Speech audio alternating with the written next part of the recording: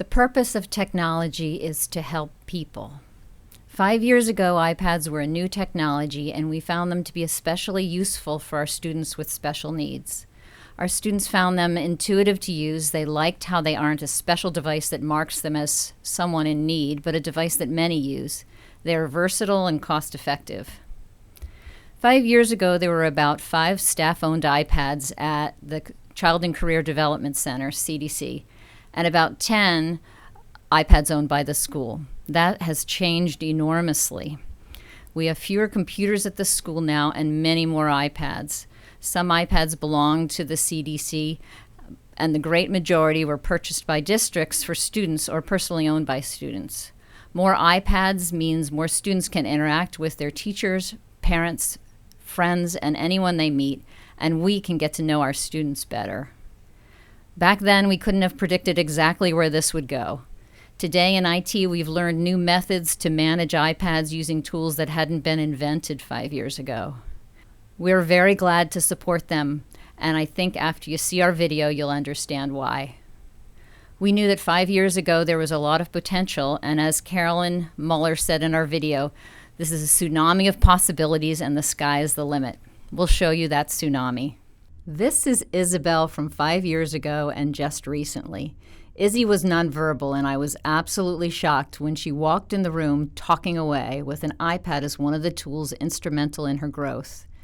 The day before, Miss Jessica had given her an assignment to write about something that makes her happy. You'll see that she had written about how happy she is when she gets to work with Miss Jessica and play on the iPad. Enjoy listening to our formerly nonverbal student. I began working with Isabel about 5 years ago, maybe 6 now. She started using the iPad with me. We tried to help her learn how to navigate different apps to explore different ways of learning.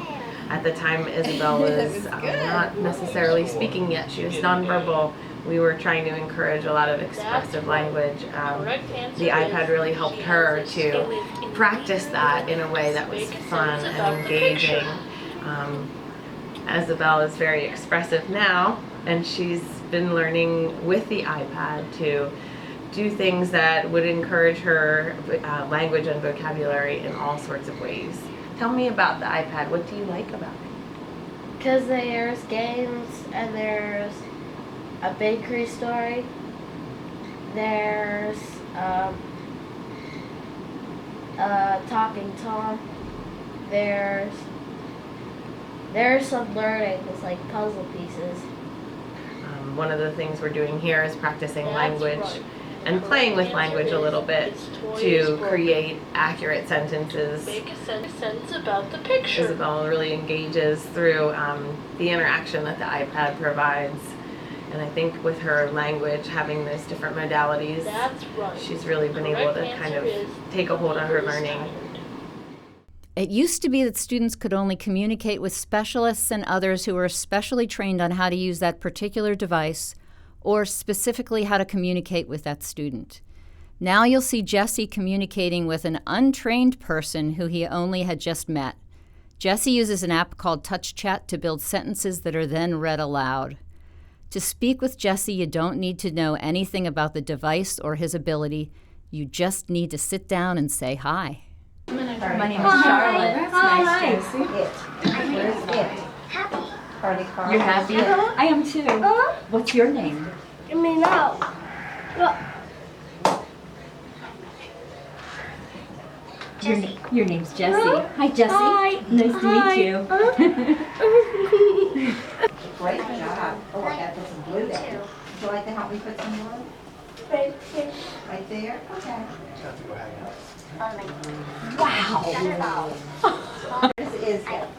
Like Now you need to find I like to put on the pirate. Wow!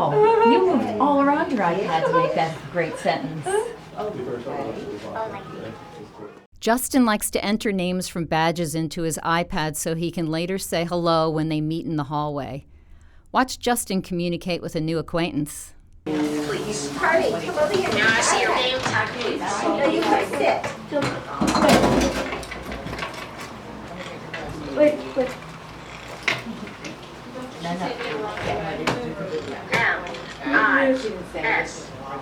Oh, should I take a picture of you? I. F. F. Jesse's not here yet. His mommy's taking him in. Yes. Well, why don't you go sit at your desk and tell her good morning? I'll take your picture when you're at your desk. How about that? And you can say good morning. My name is Justin. What's your name? My name's Miss Tiff. Than used his teacher's iPad 5 years ago and has his own iPad now. His teacher, Sue Hillsberg, explains how at first the iPad was used for academics, but now is used in addition for communication. The iPad isn't limiting for Than because he learns words by mimicking the speech he hears on the iPad, and it helps him to expand his spoken vocabulary. 5 years ago, we first started with the iPads. That was actually an iPad 1. Now, of course, the kids are all the way up to iPad Airs. And at that time, we didn't use it as much for communication as we were using it for educational apps. But now all the children in my room have iPads for communication, and it's so much easier for them and for us as the adults in the classroom. Using the iPad, this is Than, and using the iPad helps him to communicate, but it doesn't limit his ability to continue his growth in language and in speech. One of the advantages, I think, is that he hears the modeling of the speech every time he uses his communication application. Here's one of the ways that we can do that. Than, you told me that summer was your favorite season. What's something that you liked about summer again? Camp. Camp. Can you say the word camp for me? Camp. Camp. All right. What's something else that you like about summer? Swim. Swim. Say swim. There.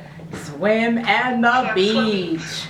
Yeah. So he's telling us he's able to give us his opinions much more easily by using his voice or his words on the iPad. These friends recently went to the prom together, and you'll hear them talk about the prom and upcoming birthdays. Notice how they don't just communicate with the adult in the room, but use their iPads along with speech and sign language to have whole back and forth conversations with each other. You'll see that they even started using one another's iPad to continue the conversation. I am 16 years old. You are. Yes. What's June 1? June 11th. Oh, June 11th. Is that a special day? Yes. Why? Are we going to McDonald's? Yes. I am 16 years old. Mm-hmm. Yes. I got 16. My name is Eric 16. Morgan's resident. Eric will be 16? No. No. I am here 16 years Yeah, old. 16. Oh, okay. Yeah, 16. Right there, 16. But her birthday is April 12th. Uh-huh. Mm-hmm. I am here 16 And years old. you, Katie. do you want any presents? Yes. Tell me. Do you know what you want? Christmas. Oh, like Christmas? You get lots of presents on Christmas. And me. For you. Uh-huh. Are they all for you? Moment. This is Dowey. That's Louise is outside. One not. Eric's talking to you. One not. No one. Tell him. Don't be shy. No one. Come on. Yeah, Papa. Come on. One not.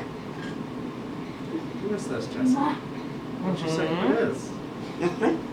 And Eric's mom. What? No. Me. And you. Come on.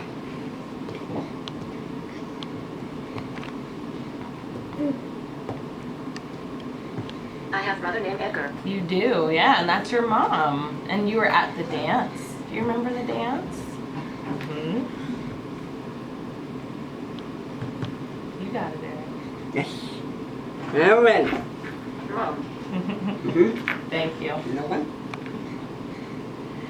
And you. Do you remember the dance? Hello. Jesus has a visual impairment, is nonverbal, has difficulty with small motor control. An iPad alone wasn't a good device for him, but the staff found a plexiglass overlay for the iPad so Jesus could run his hand along it and feel for holes over the iPad icons. He memorized the location of the icons so he could communicate.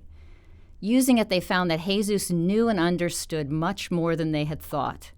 Jesus is able to speak with them using the device, express his feelings and needs, and even make jokes. Listen to hear why his family is so especially happy for his newfound ability to communicate. So Jesus is using the iPad with touch chat communication app. And before, Jesus never had a independent way to communicate. He always needed a partner, and other people were always trying to figure out what he was trying to communicate with us just by sounds and gestures. And now that he has the iPad, which has a key guard overlay because he has visual impairments, that he can scan by counting the circles, and then he can select what he's trying to tell everyone, and he's using it to request, to say no to activities and to people, and to comment, and he's using it with his peers, and he uses it across the entire school. And now he started taking it home this year, which is awesome, and we have been programming English and Spanish into it because of the app he's on. So his family's loving it. All of his family members are in there, and he's saying, "I love you," and that was the one thing his mom said. I wanted to hear Jesus tell me he loves me, and the first weekend he went home, he hit Mom, and then it said, "I love you" in Spanish to her. So that was a really big thing this year, and it's those small things that for his whole life he hasn't been able to tell his mom, "I love you." So it's great that he has the iPad now, and he's showing so much progress, and his academics, we're able to see what he's really comprehending, and it's great, and the way he's playing games with everyone is great. And it's all because of the iPad. I think you can see why we are so happy to support the technology that can have this kind of life-changing outcome. Thanks to Jackie, Sue, and all the staff who find amazing ways to help our students. We appreciate our districts for funding this for our students, and to you, our board, for supporting IT so we can have the resources and people we need to master something tomorrow that might not have been invented today, and so we can help people.